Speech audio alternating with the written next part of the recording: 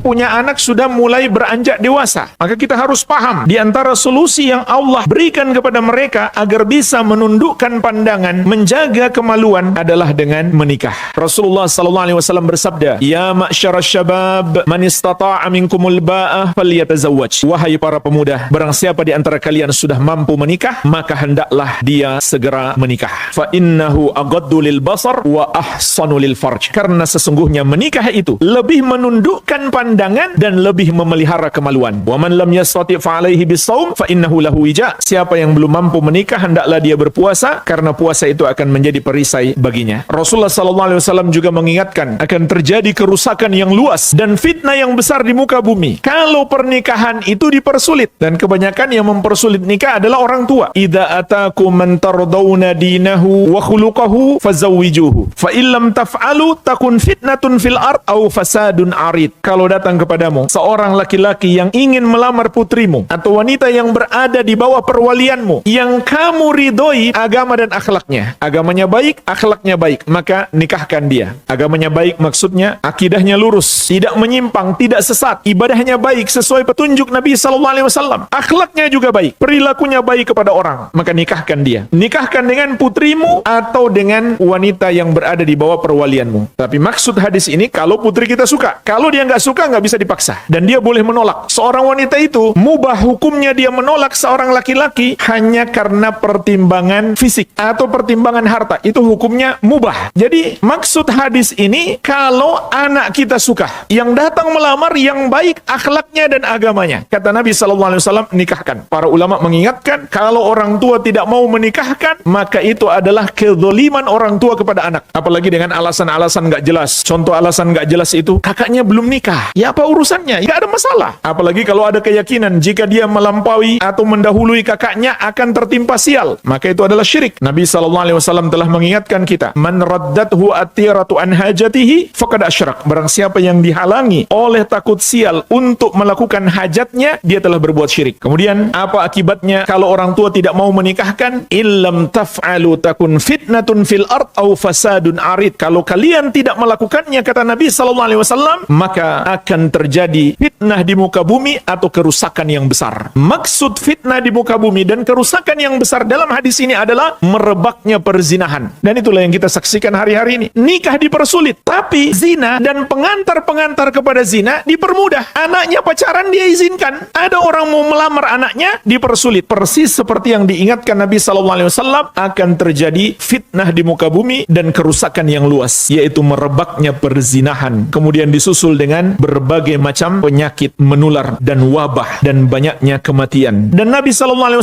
telah mengingatkan kepada kita, munculnya wabah penyakit menular dan penyakit-penyakit baru, sebab utamanya adalah karena zina. Lam tadharil fahishatu fi qaumin qattu hatta yu'linu biha illa fasha fihi muta'un wal auja'u allati lam takun madat fi aslafihim alladhina madaw. Tidaklah zina terjadi pada suatu kaum hingga mereka menampakkannya, kecuali akan tersebar di tengah-tengah mereka wabah penyakit ta'un, wabah penyakit menular, dan penyakit-penyakit yang belum pernah ada pada generasi yang telah berlalu. Harusnya jemaah sekalian kita mengambil pelajaran, jangan sampai terulang lagi pandemi yang berkepanjangan dan terjadi banyak kematian. Oleh karena itu di pundak kita ada tugas berdakwah, mengingatkan bahaya zina.